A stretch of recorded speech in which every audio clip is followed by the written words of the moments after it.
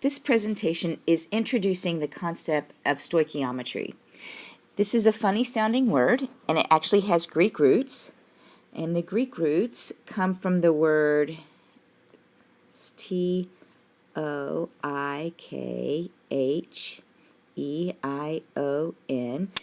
from stoichion, which is Greek for element,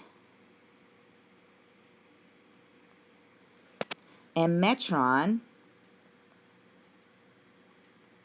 which is Greek for to measure. So what stoichiometry really is it's about measuring elements or measuring compounds. Another side note for you to know is that this comes from chapter 11 in your textbook if you want additional information.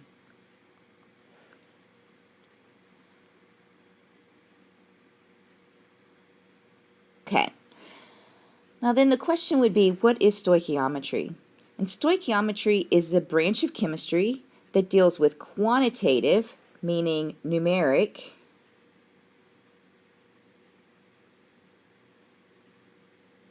relationships between amounts of reactants and products in a chemical reaction. It's based on the law of conservation of mass, which means that during a chemical reaction we cannot create nor destroy matter. And it allows us not only to do calculations for chemical reactions from a mass balance, but we can also solve problems using ratios of particles or ratios of moles. And I'm just going to start off with an example showing how we can look at equations, look at chemical reactions from a mass balance. We can also describe it by using molecules, and we're also going to describe it using moles. And this chemical reaction didn't quite come over as nicely in the software, so I'll just rewrite it. This is 2 hydrogens plus an oxygen gives us 2 waters. And so we're going to talk about the synthesis of water. And so when I talk about it from a mass balance, let's look at it from just from an atomic or a molecular standpoint. Okay, so if we look on the periodic table, we have 2. This is our mass balance here. I'm just going to write this over here in the interest of space. So our mass balance, we would have 2, and our atomic mass of hydrogen is 2.02 because we have 2 hydrogen atoms, plus a 16 times 2 because we have 2 oxygen atoms, and we're going to make sure that that is equal to 2 times 2.02. Let me scroll over just a little bit so you can see this. Give me this guy here. Okay. Plus 16. Okay. And so working on the left-hand side, we would have 4.04 plus 32. And that's going to give us 36.04. And let's just make sure that these are equal. This would be 2 times 18.02, and that gives us 36.04. So yes, they are equal, and we know that we have a properly balanced chemical equation. Okay. Now let's describe this using molecules. Well, let me get back to my pencil or my little pen. So we have molecules, and so what we would have is we would have 2 hydrogen molecules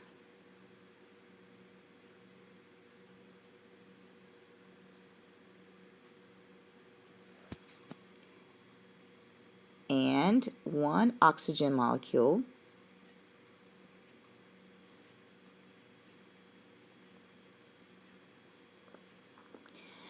yield or give us, oops, let me erase that real quick. Here we go. Yield I still can't spell yield quite yet, 2 water molecules.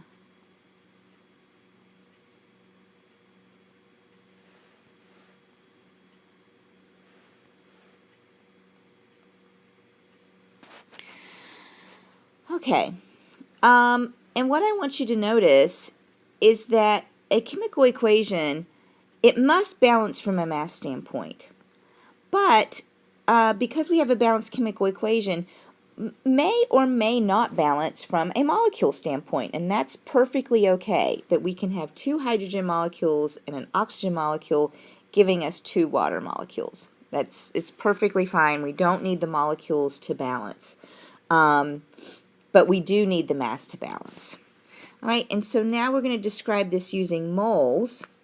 So we've got moles. And let me just scroll down just a little bit, so that way you can see what I'm about to write. Now, if you remember, there's a direct relationship between count and moles, right? A mole is a collection of a certain amount of things. In fact, it's a collection of 6.02 times 10 to the 23rd things, just like a dozen would be 12 things. So I can take my coefficients, and not only do they represent molecules, but they can also represent moles. And so I can write this as 2 moles of hydrogen and 1 mole of oxygen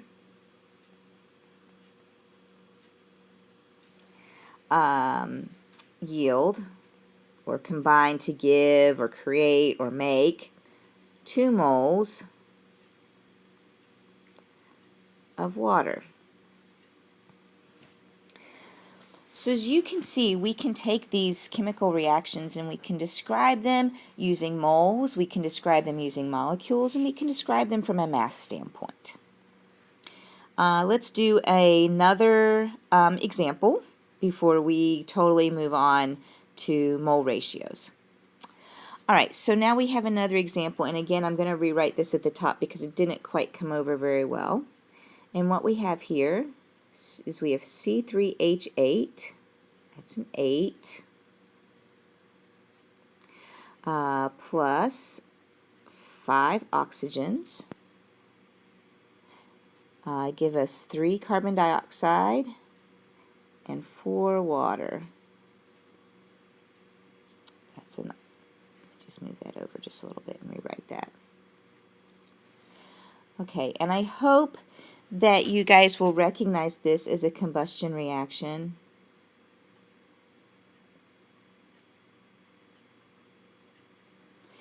I hope that you have not forgotten that. But again, you have to start with a balanced chemical equation. And this one's going to take up a little bit more space from a mass standpoint, but let's go ahead and oh, let me erase this. Oh, that's the highlighter. Sorry. Here's the eraser tool. And I don't know if I can get rid of, let's see if I can get rid of that. I can't get rid of that one now. Okay.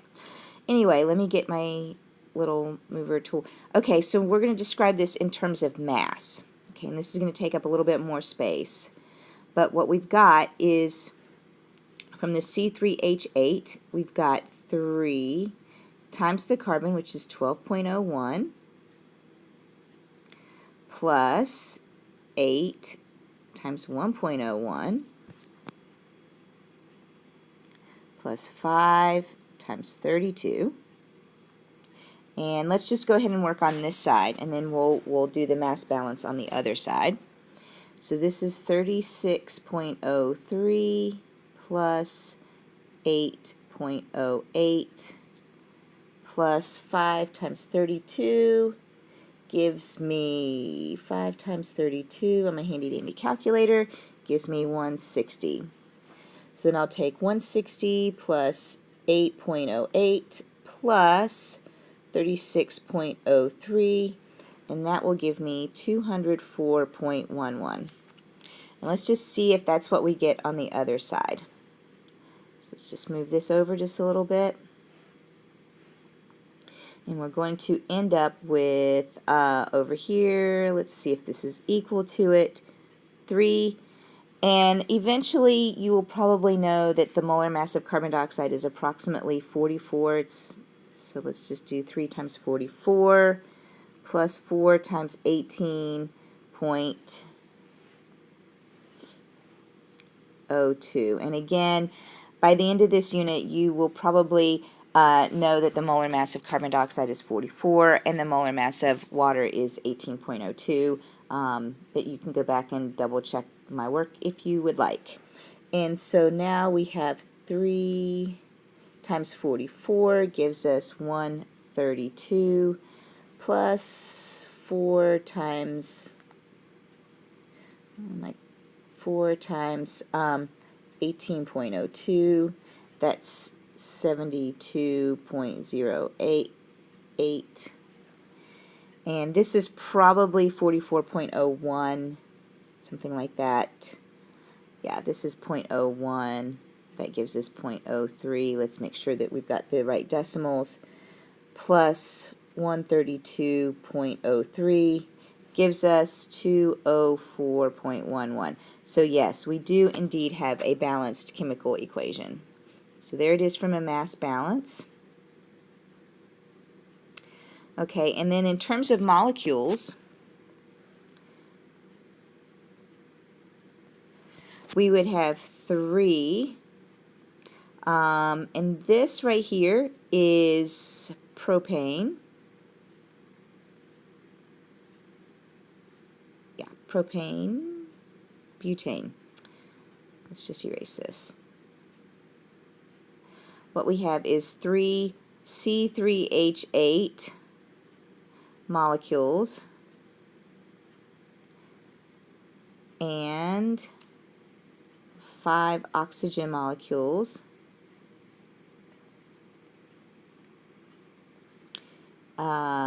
create 3 carbon dioxide molecules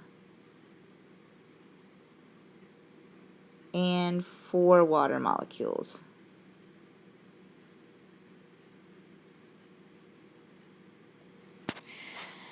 Okay, and again, you'll see that we have, oh, we don't have 3 of them. I'm sorry. That's not right. I was seeing the 3 in the carbon. Okay, so we just have one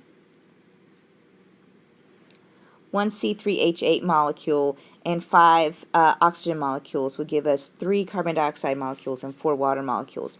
So what we have is for our reactants we have 6 molecules on one side and our products we have 7 molecules on the other, which means that it won't balance from a molecule standpoint, nor will it balance from a mole standpoint, but we know that it is a balanced equation because the mass balances.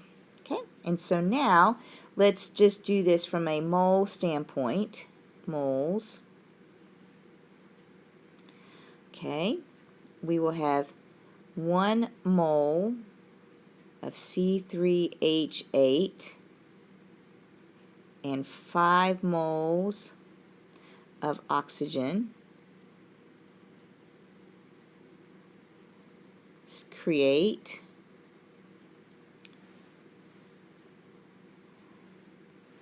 3 moles of carbon dioxide and 4 moles of water. Okay? All right. The next thing that we're going to talk about, and this is going to be the last slide, is we're going to talk about mole ratios. And what I want you to notice is that the coefficients in a chemical equation can indicate the number of moles of reactants and products. It's not just limited to the number of molecules. And so therefore, we can use a mole ratio to create a relationship between reactants and products. And so just like we used the subscripts to do mole ratios in the previous chapter with empirical formulas and percent compositions and things like that, we use the subscripts as mole ratios. Well, when we have a balanced chemical equation, we can use the coefficients to create mole ratios, and that's going to get us to go from one substance to another in a chemical reaction. And so what I want you to do is we are going to write mole ratios, and we're going to write a mole ratio for every reaction that we did, starting with the water reaction. Okay? And so we can have, one of our mole ratios can be 2 moles of hydrogen to 1 mole. That's a mole. Let me erase that, make that look a little bit prettier. 1 mole of oxygen. And another mole ratio that we could have could be 2 moles of hydrogen. Gives us 2 moles of water. And it's usually at this point where a student says, well, Mrs. Sumner, can we reduce this fraction here to make it 1 over 1? And the short answer is yes, you can, but I'm going to say you probably aren't going to want to do that. When we start doing some of these conversions in stoichiometry, it's just going to be easier just to throw that coefficient in your dimensional analysis and just go with it. If you want to reduce it, you can, but I would just let the calculator do the work for you and avoid trying to make just a silly mistake. So I will keep my coefficients with my substances when I do my mole ratios. I've done it that way for, oh shoot, I don't even want to say how long, at least 25 years, probably closer to 30. And I've just always done it that way. If you want to reduce it, it's fine. Just don't make a silly mistake, because that's an easy way to give away points. And I would just keep the coefficient with the mole when you do your mole ratios. Okay, so we have another. Now we can move on to put moles of oxygen in the numerator if we need to. And so we can have 1 mole of oxygen is 2 moles, uses 2 moles of hydrogen. And let me scroll over just a little bit because I'm running out of space. And I have 1 mole of oxygen will give us 2 moles of water. Okay. And then we can have 2 moles of water use 2 moles of hydrogen. And again, it's totally up to you if you want to reduce it. I would not. I would just keep it as 2 and 2. Again, the calculator can totally handle that for us. And we can do 2 moles of water give us 1 mole of oxygen. And you can come up with these mole ratios with any of the reactions. I'll do a couple more before the end of this video, and let's do the combustion reaction.